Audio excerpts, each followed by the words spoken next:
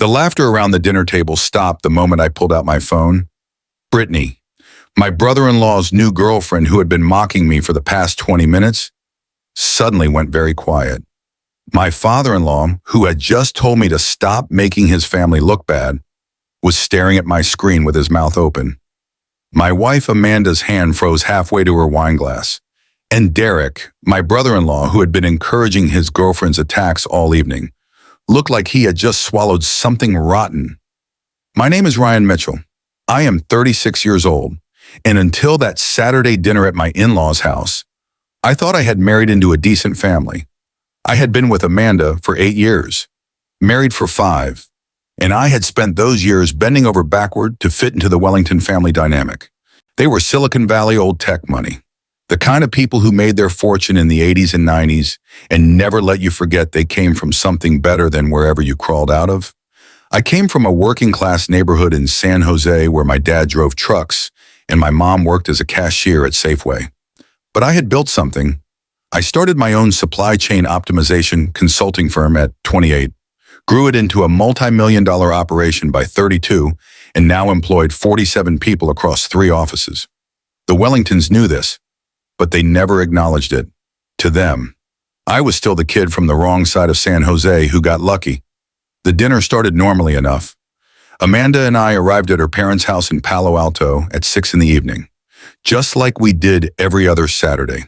The place was a sprawling, modern, Mediterranean-style mansion that looked like it belonged in an architectural magazine. Her father, Robert Wellington, owned a commercial real estate portfolio across the Bay Area. Her mother, Catherine, spent her days volunteering for charity boards and planning fundraising galas. Derek, Amanda's younger brother, was already there when we arrived. He was 29, worked in sales at one of his father's properties, and had a new girlfriend every few months. This time, he had brought Brittany Cole, a 26-year-old who worked in marketing.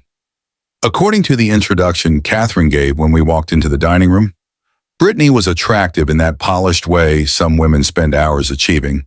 Perfectly straightened blonde hair, designer dress that probably cost more than most people's monthly rent, and the kind of confidence that comes from never being told no in your entire life.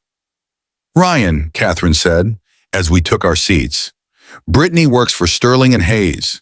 You know, the marketing firm downtown San Francisco. I nodded politely.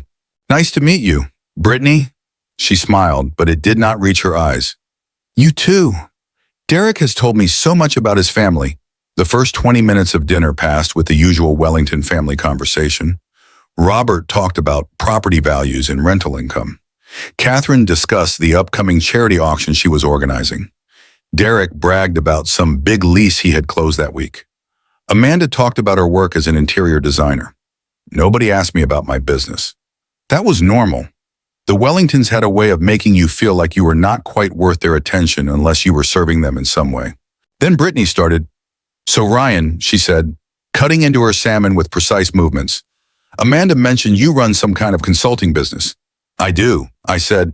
Supply chain optimization consulting. We help companies streamline their logistics operations and reduce costs. She nodded slowly like I had just told her I collected bottle caps for a living. That sounds interesting. So like you tell truck drivers where to go? Derek laughed. Amanda shot me an apologetic look, but did not say anything. Not exactly, I said evenly. We analyze entire supply chain operations and develop strategies to improve efficiency. It is fairly complex work involving data analysis, network modeling, and strategic planning. Brittany took a sip of her wine, smirking slightly. Right. My mistake. So you're like a middle manager. But for trucks, Robert chuckled. Catherine smiled behind her wine glass. Amanda was studying her plate like it contained the secrets of the universe. I felt the familiar tightness in my chest that always came when the Wellingtons decided to remind me I was not really one of them. But I had learned over 8 years to just take it. Fighting back never worked. It just made things worse. Something like that, I said quietly. And that was my mistake. The moment I backed down, Brittany sensed weakness. If you are enjoying the story and want to hear more about standing up for yourself and handling family dynamics, Please take a moment to subscribe to the channel. Leave a comment below sharing your own experiences with difficult in-laws and hit that like button so more people can find these stories. Your support really helps the channel grow. Derek tells me you grew up in San Jose. Brittany continued, and there was something predatory in her tone now. That must have been tough. I mean, I have driven through there a few times. Not exactly the nicest area. It was not bad. I said, good people, strong community. Oh, I am sure, Brittany said with false sympathy. Everyone is doing their best with what they have. Right, I mean, not everyone can afford private schools and summer homes in Tahoe. That is what makes America great. You know, people from all backgrounds can succeed. The table went quiet. Even Derek looked slightly uncomfortable. Though he was still smiling, Ryan has done very well for himself. Amanda finally spoke up, her voice small. Oh, absolutely, Brittany agreed enthusiastically. I mean, to go from that kind of background to running your own little business, that is the American dream right there. Very impressive. Little business. The words hung in the air like smoke. I looked around the table. Robert was concentrating very hard on his food. Catherine was refilling her wine glass. Derek was trying not to laugh. And Amanda was sitting there, silent, letting this stranger insult her husband in her parents' home. We should probably talk about something else, I said quietly. Why, Brittany asked with false innocence. I think it is fascinating. I love hearing success stories from people who have overcome adversity. It is so inspiring. She was not even being subtle about it anymore. Every word was calculated to remind me that I was not good enough, that I did not belong, that I was lucky to be sitting at this table with these people who were so much better than me. Brittany is right, Derek said, finally joining in. Ryan has come a long way. Remember when we first met him? Dad, he was driving that old Toyota Corolla with a dent in the bumper. Robert smiled. I do remember that. What year was that car? Ryan, 98, 99. I said, still running, Brittany asked sweetly. I sold it years ago. Oh, that is good. I mean, once you start making real money, you can afford to upgrade these things. Real money. Like the 7-figure income I had pulled in last year was not real enough. Catherine decided to join in. Ryan has always been very practical about money, very careful with spending. I suppose that comes from growing up without much. I felt my jaw tighten. 8 years of this. 8 years of subtle digs and backhanded compliments, and being made to feel like I should be grateful they let me marry their daughter. You know what I find so admirable, Brittany continued, and I knew whatever came next would be worse. People who work with their hands, real blue-collar work, like your father is a truck driver. Right, Ryan. He is a truck driver. I corrected. He is not dead. Right. Sorry. Is a truck driver. That is such honest work. My father always says we need people willing to do those jobs. Somebody has to. Right, Derek was openly laughing now. Amanda had tears in her eyes, but she still was not saying anything. Robert and Catherine were watching the show like it was entertainment at dinner theater. Brittany, I said, keeping my voice level, I think you are being disrespectful. Disrespectful. She looked genuinely shocked. I am complimenting you. I am saying I admire people who come from nothing and make something of themselves. How is that disrespectful? Robert finally spoke up. Ryan, I think you are being a bit sensitive. Brittany is just making conversation. She is insulting my family and my background. No one is insulting anyone, Catherine said coolly. You are making this awkward for everyone. I looked at Amanda, silently pleading with her to say something. Anything to defend me or at least acknowledge what was happening, but she just sat there frozen. Maybe you should just relax, Derek suggested. Brittany did not mean anything by it. You are being kind of dramatic. I am being dramatic. I felt anger rising in my chest. Hot and sharp. Yes, Robert said firmly. You are making my family look bad by overreacting to simple conversation. Brittany is a guest in our home, and you are making her uncomfortable. I stared at my father-in-law, the man who had spent 8 years treating me like hired help, the man who never asked about my business, never acknowledged my success, never treated me like I was worth his time. And now he was telling me I was making his family look bad. I apologize, I said finally. I did not mean to make anyone uncomfortable. Brittany's smile widened.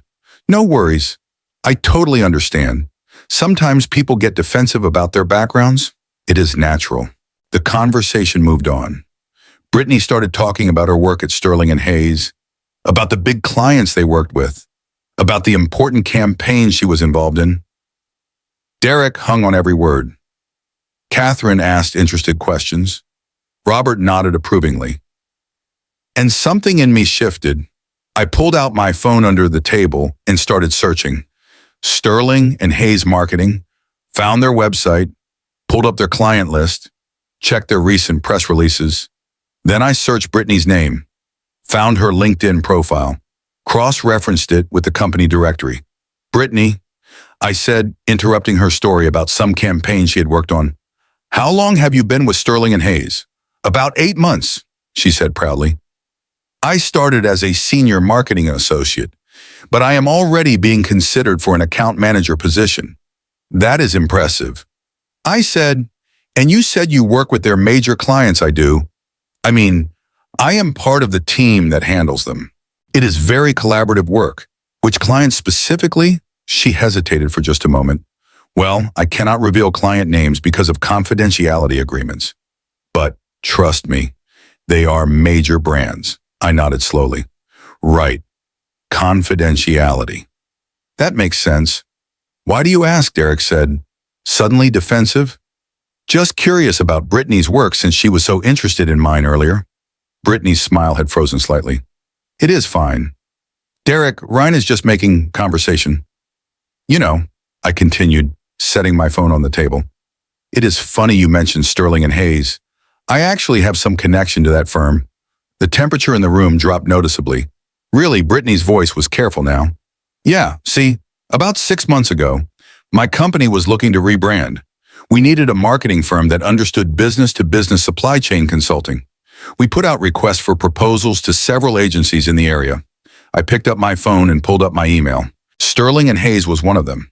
We ended up going with a different firm, but I still have all the correspondence. Robert was watching me now with narrowed eyes. Victoria had stopped eating. The thing is, I said, scrolling through my emails, during that process, I got to know quite a bit about Sterling and Hayes, their structure, their clients, their team members. Brittany had gone very pale. I am looking at their client list right now, I continued. And you know what is interesting? The major brands you mentioned, they are mostly local businesses, a few regional restaurant chains, some small retail operations, a dental practice. Nothing wrong with that. Of course, somebody has to work with smaller clients. I never said they were Fortune 500 companies, Brittany said quickly. No, but you implied it. You said major brands. You made it sound very impressive.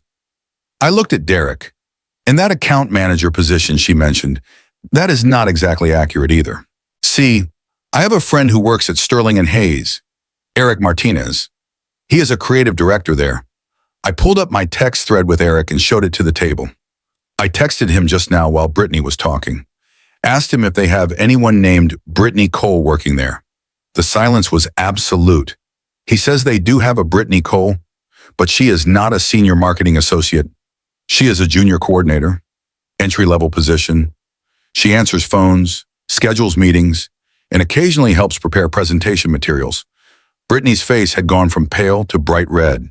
There is no account manager position being considered. I continued. There is no team handling major clients. She is the person who makes copies and orders lunch for meetings. Ryan, Amanda started. Hold on, I am not done. I looked directly at Brittany. You spent the last 20 minutes mocking my background, my family, and my business. You called my company a little business. You implied I was barely better than a middle manager. You talked about me like I was some kind of charity case who got lucky. I pulled up my company's website on my phone and turned it toward the table. This is Mitchell Strategic Solutions. We had $8.3 million in revenue last year. We employ 47 people. Our clients include 3 Fortune 500 companies and 7 major regional distributors. Last month, We closed a deal with a national retail chain that will generate $2.1 million in fees over the next 3 years. I looked at Robert. That is more than your best property makes in a year. Robert, his face went dark red.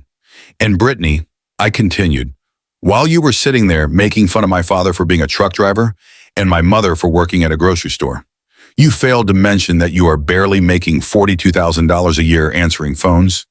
That is less than my newest junior analyst makes. The silence stretched so long I could hear the antique clock ticking in the hallway. You do not know anything about me, Brittany finally said, her voice shaking. I know you are a liar, I replied calmly. I know you have been sitting here for the past hour pretending to be something you are not, while mocking someone who actually built something real. And I know everyone at this table was perfectly happy to let you do it, because it made them feel superior to the kid from San Jose. Derek stood up. You cannot talk to her like that. Sit down. Derek, I am talking to your father now. I turned to Robert.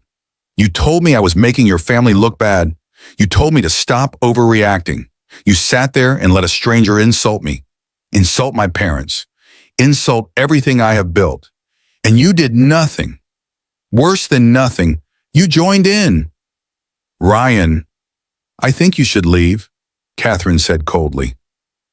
I agree. But first, let me make something very clear. I stood up and looked around the table. For 8 years, I have taken your condescension. I have taken your backhanded compliments. I have taken your jokes about my car, my clothes, my background. I have smiled through every family dinner where you have made me feel like I should be grateful you let me sit at your table. I looked at Amanda, and you have never defended me. Not once. You have sat there every time and let them treat me like I am beneath them. Like I am lucky to be with you instead of the other way around. Ryan, please, Amanda whispered. I am done, I said simply. I am done pretending this is normal. I am done accepting disrespect from people who have accomplished less than I have, but act like they are royalty. And I am especially done listening to some entry-level phone answerer mock my family while you all smile and nod. Brittany was crying now. Catherine was standing up looking furious. Robert's face was purple with rage. Derek looked like he wanted to fight me, but I did not care anymore. Amanda, I said, you have a choice to make. You can stay here with your family and let them keep treating me like garbage. Or you can come with me right now and we can build something better than this. Everyone was looking at her. Amanda was crying, mascara running down her cheeks. Ryan, you cannot just... She started, yes or no? Amanda, right now. The moment stretched. I watched my wife, the woman I had loved for 8 years, the woman I had built a life with, struggle with the simplest question in the world. Stand with your husband or stand with the people who had spent 8 years making him feel worthless. Ryan, my family, she began. That is my answer then, I said. I walked out of that dining room, out of that house, and I did not look back. Not when Catherine shouted after me. Not when I heard Amanda crying. Not when Derek came to the door yelling about how I had ruined everything. I got in my car, the nice Tesla Model S I had bought with money I had earned myself, and I drove home to our apartment, the apartment I had paid for, with furniture I had bought in a building I had chosen. That night, I got a text from Eric Martinez at Sterling and Hayes. Dude, what happened? Brittany Cole just got fired. Her supervisor found out she has been lying about her position to everyone, including her boyfriend and his family. Apparently, your text exposed the whole thing. I did not reply. I just sat there in my living room drinking the expensive scotch the Wellingtons had given me for Christmas 2 years ago. And I thought about the moment at that dinner table when everyone's smiles had faded. The moment they realized the kid from San Jose was not someone they could look down on anymore. Amanda came home around midnight. Her eyes were red from crying. She sat down across from me without saying anything for a long time. You humiliated Brittany, she finally said. Brittany humiliated herself. She lost her job because of you. She lost her job because she lied about her position and got caught. That is not on me. Amanda shook her head. My family thinks you are a monster. Your family thinks I am beneath them. They always have. The only difference is now I have stopped pretending I do not notice. Ryan, they are my parents, my brother. I cannot just cut them off. I am not asking you to cut them off. I am asking you to stand up for me when they treat me like garbage. I am asking you to be on my side for once in 8 years. She was quiet for a long time. I do not know if I can do that. And that is when I knew my marriage was over. We separated 3 weeks later. Amanda moved back in with her parents temporarily. The divorce papers came 2 months after that. She wanted the apartment, half my business equity, and spousal support. I gave her the apartment. I was tired of living in a space she had chosen anyway. But I fought her on the business equity, and I won. She had never been involved in the company, never contributed to its growth, never even acted interested in what I did. The judge agreed. Robert tried to intimidate me during the divorce proceedings, threatened to make things difficult with his connections, his lawyers, his money. But the thing about actually having money versus just acting like you do is that when push comes to shove, resources matter more than reputation. My lawyers were better than his lawyers. My documentation was better than his bluster. And when everything was settled, Amanda got far less than she had hoped for. Brittany, Cole, and Derek broke up within 2 weeks of that dinner. Apparently, once everyone knew she had been lying about her job, Derek decided she was not impressive enough for him anymore. She moved back in with her parents and took a job at a different marketing firm. This time, she was honest about being entry-level. I heard through mutual friends that she actually apologized to Amanda for what happened. Not to me, never to me, but at least she acknowledged she had been out of line. The Wellingtons did not speak to me after the divorce was finalized. That was fine. I did not have anything to say to them either. But here is what happened that made everything worth it. About 6 months after the divorce, I was having dinner at an upscale restaurant in San Francisco, Union Square area, with a potential client. Nice place, white tablecloths, extensive wine list, the kind of restaurant the Wellingtons would have felt at home in. I was halfway through explaining my company's services when I noticed Robert and Catherine Wellington being seated 3 tables away. They saw me at the same moment I saw them. For just a second, Robert looked like he was going to come over and make a scene, but then he saw who I was sitting with and recognized him. Thomas Mitchell, CEO of Mitchell Global Logistics, one of the largest logistics companies in the Northeast and West Coast. Same last name as me. Not a coincidence. He was my uncle on my father's side, the successful side of the family. The Wellingtons had never bothered to ask about. My dad drove trucks, his brother owned the trucking company and several others, and had just agreed to invest in my consulting firm to help us expand regionally. I watched Robert's face as he realized this. Watched him understand that the kid from San Jose he had looked down on for 8 years was not just successful on his own merits. He had family backing. Real family, the kind who showed up when you needed them. Uncle Thomas noticed Robert staring and leaned in. You know them? That is my ex-father-in-law, I said quietly. Thomas glanced over, then smiled. The one who thought he was better than us. That is the one. Want me to go say hello? I have been looking for a reason to buy up some commercial real estate. His specifically. I thought about it. Thought about the satisfaction of watching Robert's face as my uncle made him an offer he could not refuse, then slowly dismantled everything he had built. But then I thought about that dinner table, about Brittany's tears, about Amanda's choice, about the moment I had walked out of that house and felt lighter than I had in years. No, I said, let us just finish our dinner. He is not worth the time. We did, and when I walked past Robert's table on my way out, I stopped and looked down at him. Hello, Robert. Catherine. Enjoying your meal, Robert's jaw was clenched so tight I thought he might crack a tooth. Catherine would not meet my eyes. Food is excellent here, I continued conversationally. Uncle Thomas and I come here whenever we meet to discuss business. He is thinking about expanding in the Bay Area. Maybe I will mention your properties to him. Could be an interesting acquisition opportunity. I smiled, not meanly, just professionally. Enjoy your evening, I said, and walked out. That was 3 years ago. Since then, Mitchell Strategic Solutions has tripled in size. We opened offices in Seattle and Portland. We landed contracts with 2 Fortune 100 companies. Last year, our revenue hit $26 million. I bought a house in Sausalito, right on the water. Nice place. Better than the Wellington's Palo Alto mansion? I did not buy it to show off. I bought it because I earned it and I wanted it. I heard through mutual friends that Amanda remarried. Some guy who works in finance. I hope she is happy. I really do. But I also hope she learned something from what happened.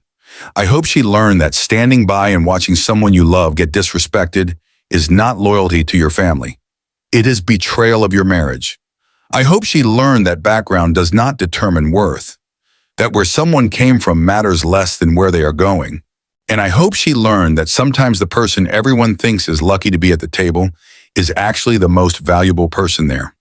As for Brittany Cole, I ran into her about a year ago at a networking event. She was working for a small startup, doing actual marketing work this time. She had grown up a bit, lost some of that polished arrogance she had. She saw me across the room, and I could tell she was debating whether to approach or hide. After a few minutes, she came over. "Ryan," she said, "I owe you an apology." "You do. I was awful to you that night.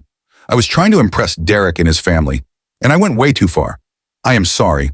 I studied her for a moment. She seemed genuine. People change sometimes. "Apology accepted," I said. "But Brittany, you did not just go too far. You revealed something about yourself. You were willing to tear someone else down to build yourself up. That is not just bad behavior. That is bad character." She nodded slowly. "You are right. I have been working on that. Therapy, self-reflection, all that stuff. I am trying to be better." "Good luck with that," I said, and I meant it. But I also walked away because some people deserve second chances. But that does not mean you have to be the one to give them. Looking back on that dinner now, I realized it was the best thing that could have happened to me. It forced me to finally acknowledge what I had been ignoring for 8 years. That I had married into a family that would never respect me. That I had chosen a wife who would not stand up for me when it mattered. And it freed me to build the life I actually wanted instead of the life I thought I was supposed to want. My parents came to visit last month. Mom loved the new house. Dad stood on the deck overlooking the water and shook his head in wonder. "Never thought a kid from our neighborhood would end up here." He said, "You raised me right, Dad. Taught me that honest work and treating people with respect matters more than where you come from." He smiled. "Your mother and I are proud of you, Ryan, not because of the money or the house, but because you did not let anyone make you feel less than you are." That is the real lesson from that dinner. Not that I had money or success or connections, but that I finally refused to accept being treated as less than I was worth. The Wellingtons taught me something valuable. Even if they did not mean to, they taught me that respect has to be demanded sometimes. That being nice and accommodating and hoping people will eventually see your worth does not work when they have already decided you are beneath them. Sometimes you have to pull out your phone and show them exactly who you are. And then you have to walk away from anyone who still does not get it. That Saturday dinner cost me a marriage and a relationship with my in-laws. But it gave me something more valuable. It gave me back my self-respect, and I would not trade that for anything. If this story resonated with you, I hope you will share it. Comment below about times you have had to stand up for yourself against people who underestimated you. And remember, your worth is not determined by what other people think of you. It is determined by what you know about yourself. Thanks for listening to my story. Take care of yourselves out there and never let anyone make you feel small for where you came from. Your background is part of your strength, not something to be ashamed of.